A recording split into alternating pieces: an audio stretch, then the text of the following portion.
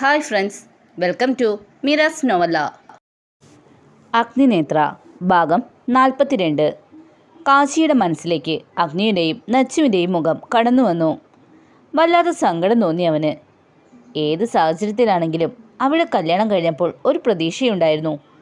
കുറച്ച് മുന്നോട്ട് പോകുമ്പോൾ പരസ്പരം മനസ്സിലാക്കാനും പ്രണയിക്കാനും അവർക്ക് കഴിയുമെന്ന്, അവനെ തിരുത്താൻ അവൾക്ക് സാധിക്കുമെന്ന്.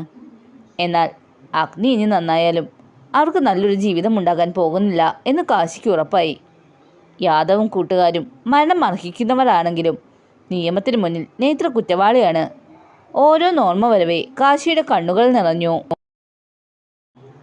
ഗൗരിയോട് യാത്ര പോലും പറയാതെ അവൻ അവിടെ നിന്നും ഇറങ്ങി. അവൻ്റെ മുഖം കണ്ട് ഗൗരിക്ക് സങ്കടമായി. എന്നാൽ നച്ചു അനുഭവിച്ച കാര്യങ്ങൾ ആലോചിച്ചപ്പോൾ അവൾ കണ്ണുകൾ തുടച്ച് നച്ചുവിനെ വിളിച്ച് കാര്യങ്ങൾ പറഞ്ഞു. കാശിയോട് എന്തിനാണ് എല്ലാം പറഞ്ഞതെന്ന് ചോദിച്ച് നച്ചു അവളെ ഒരുപാട് വർക്ക് പറഞ്ഞു. നച്ചുവിന് മനസ്സിൽ വല്ലാതൊരു ഭയം തോന്നി. കാശി അറിഞ്ഞ കാര്യങ്ങൾ അഗ്നിയോട് പറയുമോ? അറിഞ്ഞാൽ അഗ്നിയുടെ പ്രതികരണം എങ്ങനെയായിരിക്കും? തന്നെ വെറുക്കുമോ? യാദവിനെ രക്ഷിക്കാൻ ശ്രമിക്കുമോ? അങ്ങനെയുള്ള പലവിധ ചിന്തകൾ അവളിൽ ഉടലെടുത്തു. അവൻ അറിഞ്ഞാൽ എന്താണ് പ്രശ്നമെന്ന് ബുദ്ധി ചോദിക്കുമ്പോൾ അവൻ തന്നെ വെറുക്കുമോ എന്ന് ഹൃദയം തിരിച്ചു ചോദിച്ചു. അഗ്നി തന്നെ വെറുപ്പോടെ ആട്ടി അകറ്റുന്നത് ആലോചിക്കും തോറും അവളുടെ കണ്ണുകൾ നിറഞ്ഞു. അവൾ ഞെട്ടലോടെ കണ്ണുകൾ വലിച്ചു തുറന്നു. വേണ്ട, അഗ്നി തന്നെ വെറുക്കട്ടെ, അത് തന്നെയാണ് വേണ്ടത്. തൻ്റെ മനസ്സ് അവനിലേക്ക് അടുക്കുന്നത് അവൾ ഭയത്തോടെ തിരിച്ചറിഞ്ഞു. പാടില്ല, തൻ്റെ അച്ഛനും അമ്മയ്ക്കും ശാന്തി കിട്ടണമെങ്കിൽ അവരെ കൊന്നേ പറ്റൂ. അതിനിടയിൽ വേറെ ഒരു വികാരവും തൻ്റെ മനസ്സിൽ കടന്നുകൂടാൻ പാടില്ല. തൻ്റെ ലക്ഷ്യം നിറവേറിക്കഴിഞ്ഞാൽ നിയമത്തിന് മുന്നിൽ കീഴടങ്ങി ശിക്ഷ ഏറ്റുവാങ്ങേണ്ടവളാണ് താൻ. അതിനിടയിൽ വേറെ മോഹങ്ങളൊന്നും മനസ്സിലുണ്ടാവാൻ പാടില്ല. ഒരുപാട് ചിന്തകൾക്ക് ശേഷം മനസ്സിൽ ഉറച്ച തീരുമാനമെടുത്ത് അവൾ കണ്ണുകൾ തുടച്ചു. തിരയിലേക്ക് ആഞ്ഞടിക്കുന്ന തിരകൾ നോക്കിയിരിക്കുന്ന അവൻ്റെ മനസ്സും ആ കടല് പോലെ പ്രക്ഷുബ്ധമായിരുന്നു. അവൻ്റെ മനസ്സിൽ മുഴുവൻ കുറച്ചു മുന്നേ കാശിയുടെ ഫോണിലൂടെ കേട്ട അവനും ഗൗരിയും തമ്മിൽ നടന്ന സംഭാഷണമായിരുന്നു. അഗ്നിയുടെ നിർബന്ധപ്രകാരമാണ് ഗൗരി സംസാരിച്ചു തുടങ്ങിയപ്പോൾ അഗ്നിയെ ഫോൺ വിളിച്ച് പോക്കറ്റിലിട്ടത്. എന്നാൽ അതിലൂടെ കേട്ട കാര്യങ്ങൾ ഓർക്കും തോറും അഗ്നിയുടെ നെഞ്ചു പിടച്ചു. തോളിൽ ഒരു കരസ്പർശം മറന്നതും അവൻ തിരിഞ്ഞു നോക്കി. കാശി അഗ്നിയുടെ നിറഞ്ഞ കണ്ണുകൾ കണ്ടതും അവൻ അടുത്തിരുന്നു. അതേ നിമിഷം അവനെ കെട്ടിപ്പിടിച്ച് അഗ്നി പൊട്ടിക്കരഞ്ഞു. കാശി പകച്ചുപോയി. ജീവിതത്തിൽ ഒരുപാട് വിഷമങ്ങൾ അനുഭവിച്ചിട്ടുള്ളവനാണ്. എന്നാൽ ഒരിക്കൽ പോലും അവൻ്റെ വിഷമം കണ്ണുനീരായി മറ്റുള്ളവരെ കാണിക്കാത്തവനാണ്. ഇന്ന് ഇങ്ങനെ ചങ്കു തകർന്ന് കരയുന്നത് നച്ചുവിൻ്റെ കാര്യമാണോ അവൻ ഇത്രയും പിടിച്ചുലച്ചത്? കാശിയുടെ മനസ്സിൽ ചിന്തകളേറി. കുറേ നേരം കഴിഞ്ഞ് അഗ്നി ഒന്ന് ശാന്തനായി എന്ന് തോന്നിയതും കാശി അവനെ തന്നിൽ നിന്നും അടർത്തി മാറ്റി. അവൻ്റെ കരഞ്ഞു കലങ്ങിയ കണ്ണുകൾ കാശിയിലും വേദനയുണ്ടാക്കി. എന്താടാ, എന്തിനാ നീ ഇപ്പം ഇങ്ങനെ നെഞ്ചു പൊട്ടി കരഞ്ഞത്? എന്താ ഉണ്ടായേ? പരിഭ്രമത്തോടെ കാശി ചോദിച്ചതും കാശി ഒന്ന് നോക്കി അവൻ എഴുന്നേറ്റ് കടലിനടുത്തേക്ക് നടന്നു. അവന് പിന്നാലെ കാശിയും ചെന്നു. അവൾ ഒരുപാട് അനുഭവിച്ചിട്ടുണ്ടല്ലേ കാശി? കടലിലേക്ക് നോക്കി അഗ്നി ചോദിച്ചതും കാശി അവനെ സംശയത്തോടെ നോക്കി.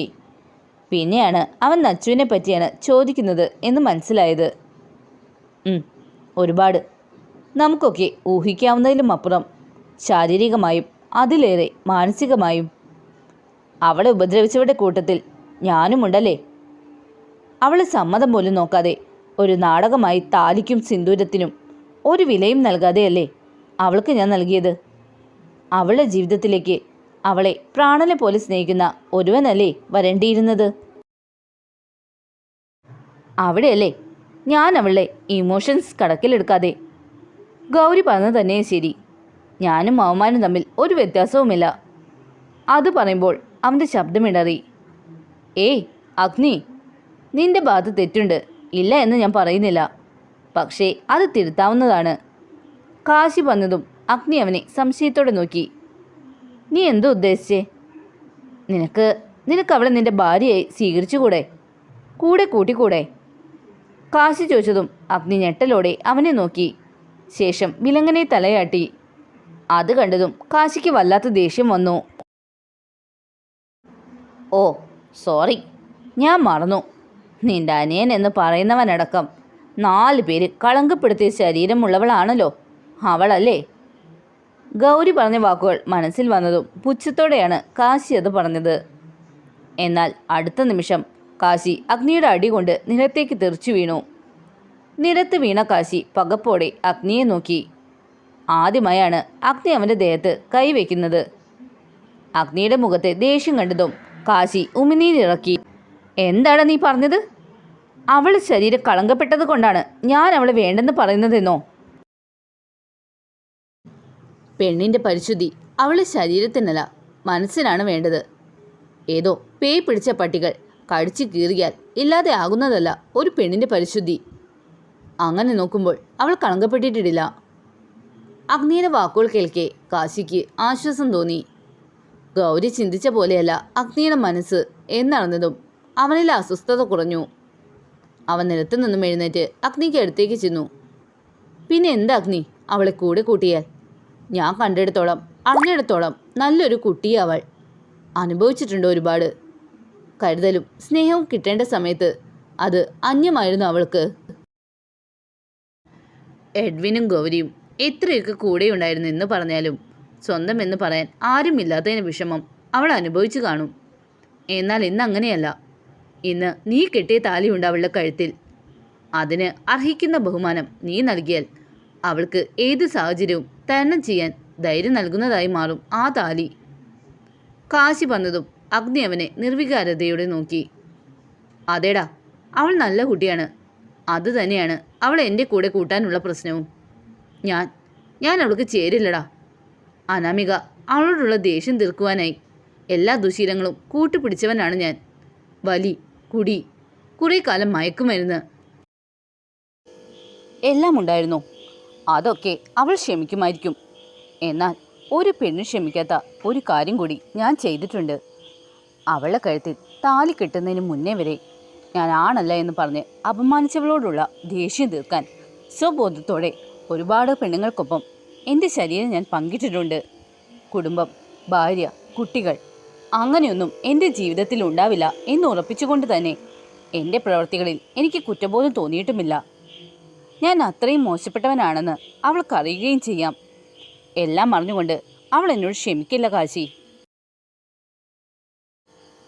എന്നെപ്പോലെ ഒരുത്തനെ ഭർത്താവായി കാണുവാൻ അവൾക്ക് സാധിക്കില്ല. കുനിഞ്ഞ മുഖത്തോടെ പറയുന്നവനെ കാണുകെ കാശിക്ക് അവനോട് സഹതാപം തോന്നി. അഗ്നി, നിന്റെ ഭാഗത്ത് തെറ്റുണ്ടായിട്ടുണ്ട്. പക്ഷേ ഇപ്പോൾ അതൊന്നും പറഞ്ഞ് നീ ഇപ്പോൾ പിന്മാറരുത്. അവളൊപ്പം ഇപ്പോൾ ഉണ്ടാവേണം. കാരണം അവളെ ലക്ഷ്യം അത് അപകടം പിടിച്ചതാണ്. അതിൽ അവളെ ജീവൻ വരെ നഷ്ടപ്പെടാൻ സാധ്യതയുണ്ട്. നച്ചുവിനെ പിന്തിരിപ്പിക്കാൻ സാധിക്കില്ല. ഗൗരി പറഞ്ഞത് കേട്ടില്ലേ? 2 പേരുടെ ജീവൻ അവൾ എടുത്തു കഴിഞ്ഞു എന്ന്. ഇനി അവൾ നേരിടേണ്ടത് യാദവിനെയാണ്. അവൻ്റെ സ്വഭാവം ഞാൻ പറയാതെ നിനക്കറിയാലോ.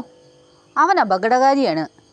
നമുക്ക് ചെയ്യാൻ കഴിയുന്നത് അവൾക്കൊപ്പം നിന്ന് അവർക്കെതിരെ വരുന്ന അപകടങ്ങളിൽ നിന്നും സംരക്ഷിക്കുക എന്നതാണ്.